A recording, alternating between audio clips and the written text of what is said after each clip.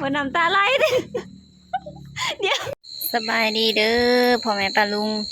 มื้อนี้กะพบเพาะกับสองสะหงเส้นเก่าเส้นเคยเนาะพี่น้องอันมันก็สิมืดๆแน่เด้อเพราะว่าตอนนี้ก็ช่วงค่ำเนาะแรงๆมีลมน้ำลมก็กุ้มกูอุ้ยหนาวเลยเด้อพี่น้องตอนนี้ก็สิมาหาหมักบวบเนาะน้าสาวสิแกงหน่อไม้น้าสาวสิแกงหน่อไม้แล้วโซหงก็สิมาต่อยหมักบวบอยู่ในเฮือนนี่เอาอันซื้ออันเฮ็ดเข็มทองมาใส่เนี่ยสิมาต่อยเอาสิไปหาเบิ่งก่อนเนาะมันสิมีบ่หาใหม่ต่อยก่อนพี่น้องแกงบวบบอกไปเลยแกงหมักบวบว่าซั่นแกงหน่อไม้ใส่หมักบวบเห็นแล้วหมากนึงนี่หมากน้อยพอดีแซ่บสามนี้มันอ่อนอันบางอันโบเห็นมันก็เถาแก่ไปเบิด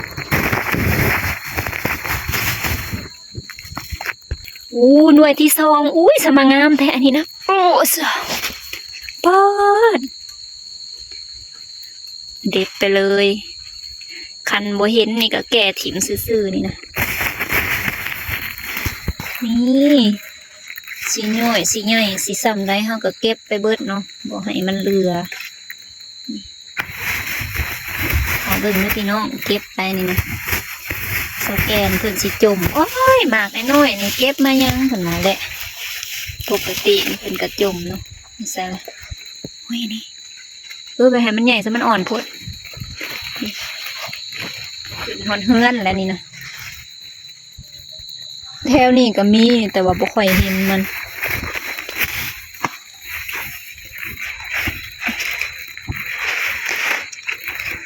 หาบ่เห็นดอกมันหกแง่วสิมาสุด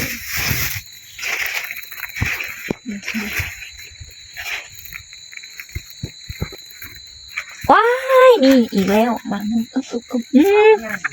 ออกอยู่บนอันนี้โอ้ยมุดโอ้ย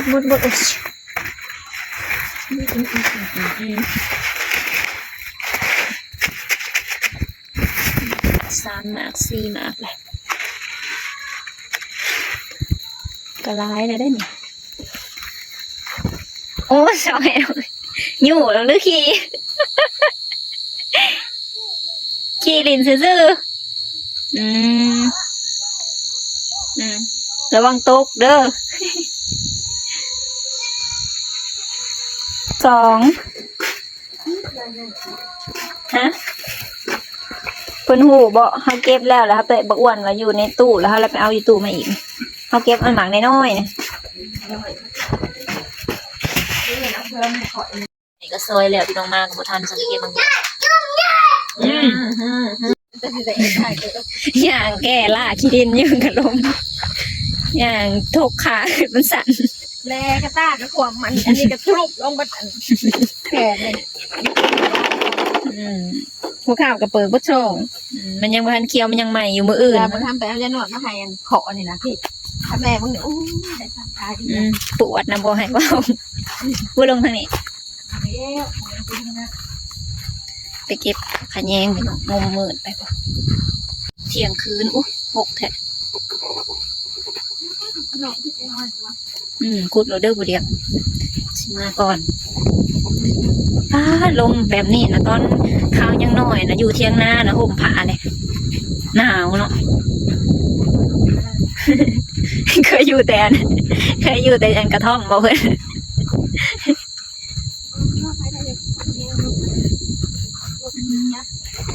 สังเกตก็เก็บมาอยู่เดินเฮือนก็ได้ความอุดมสมบูรณ์เมื่อคืนนี่เพิ่นหูบอกว่าพันยังจับนี่เพิ่นหูบอกว่าพันยังเอาเดี๋ยวดึงหมดสังเกตเป็นปุ่มนะดึงเอาที่ดึงตัดเอาในหันน่ะในหัวพายนะพันเม่นแต่ว่า งามกระดอกมันเสียงลมมึงสิเก็บยากมึงจะมาจากมาน่ะบอกเขาญาติมันขังญาติแล้วมันมืดเขาไฟมันร้ายเลยงามเนาะเมื่อกี้น่ะเต็มเบิดนี่โอ้โหขนมป้าเบิ่งผักขะแยงน่ะสมางามแต่อันน่ะ อ๋อมันเป็นดอก เก็บอันตากแดดไว้อยู่นะเอาบ่ได้หลายบ่แต่ก็งามอยู่นะเอาจะเหลือกินไม่พี่น้อง สุกี้ ได้เป็นบ้านคือมี เขาแหลนปุ๊บยังเนาะสื่อมันน่ะลืมเลยสะอิ๋วมาสะอิ๋ววะพี่เบิ่งงามบ่งามก็เอิ้นสะอิ๋วบ่งามตั้งชื่อให้น้อง มายุยบ่ยุยสื่อสะอิ๋วสะอิ๋วคันเอิ้นสะอิ๋วแล้วก็แล่นดงมาใส่บ่ได้ซื้อ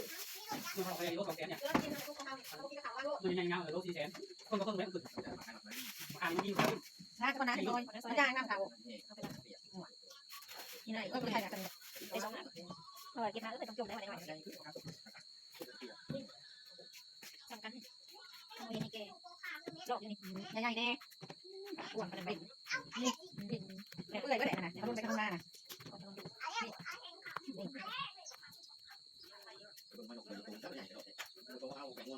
นี่จะเนื้อพักอันนี้เอามาจังหยาทำยุง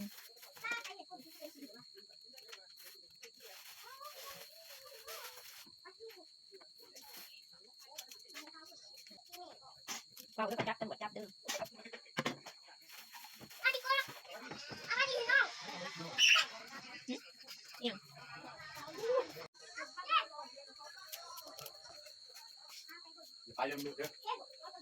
แสงเขาตาเด้อมาเด้อ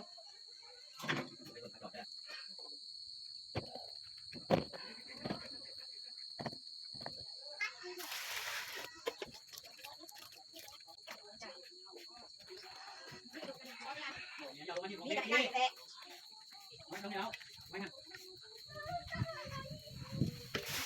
กันเท้าบุกล้าขึ้นไทยบ้านประจำ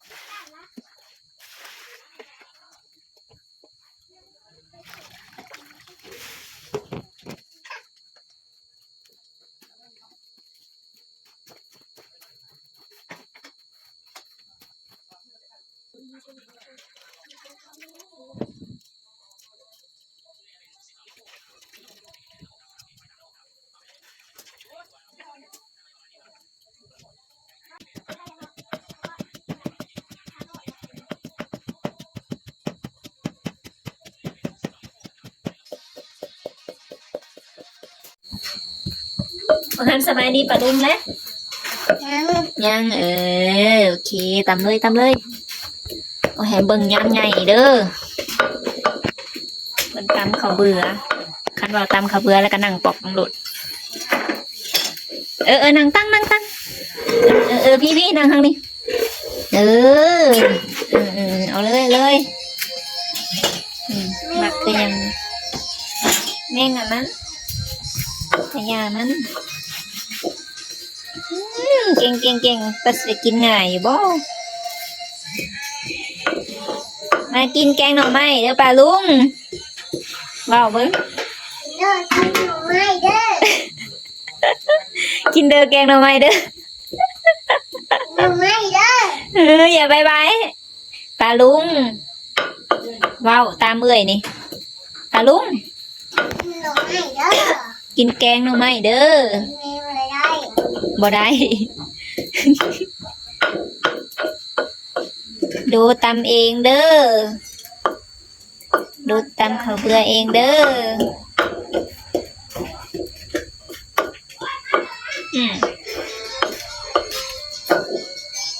ตำแห้งๆ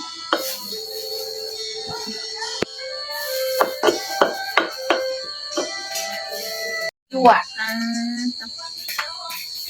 ระวังเอาตาออกไกลๆปิ้นคางมันสิคงจะตาลูกนะ ปิ้นหน้าออกตามเลยแบบนี้ อย่าแนมเบิ่งแนมไปทางอื่นมันก็บ่ถึงเนาะ สั่งว่าเนาะค่ะยายเข้าใจบ่ แบบนั้นแหละเอาเลยกันเมื่อยนะบอกเด้อ โอเคบริเวณ ฮะ เมื่อยแล้ว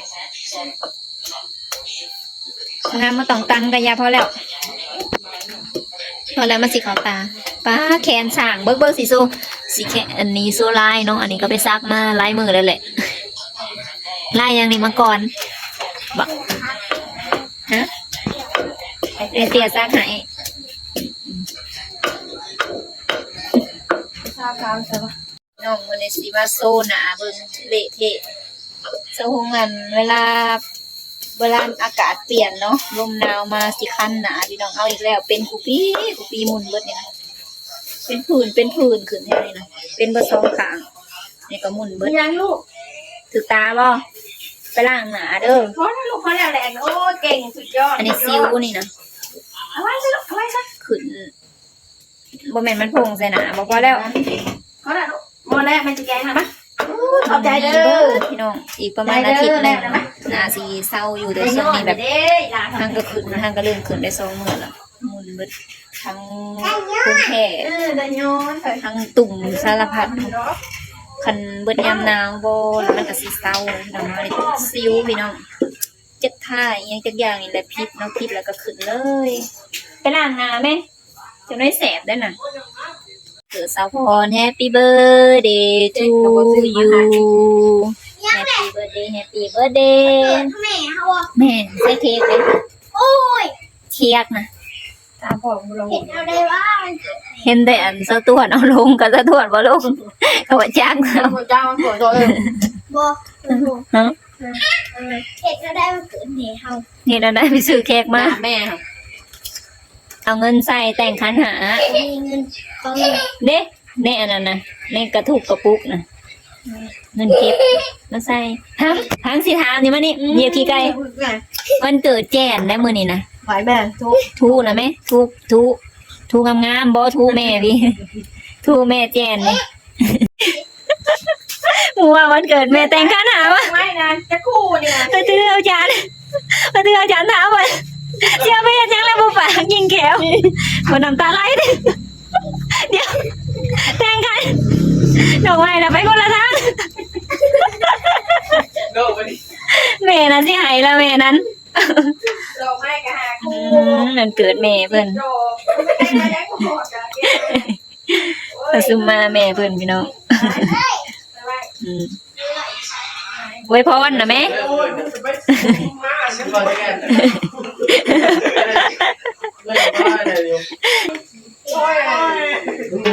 กำลังสีแกงแล้วนะ แซ่บเลย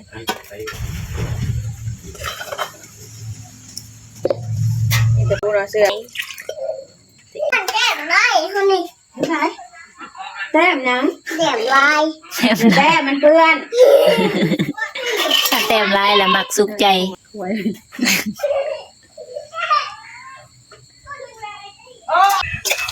ไม่ดีนั่นน้อยโพดไอ้นี่นะใส่อีกยุ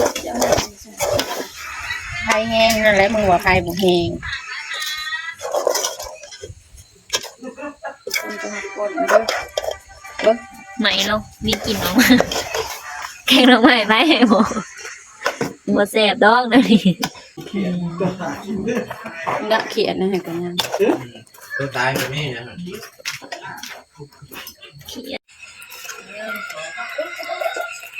นี่ก็นี่ไม่ละ คลิปอันในเฟซ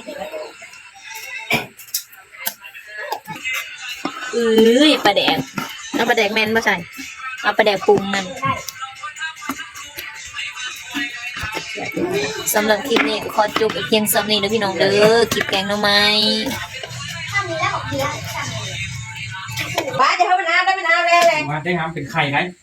มาจ้า ใช่ละนะ วันหมด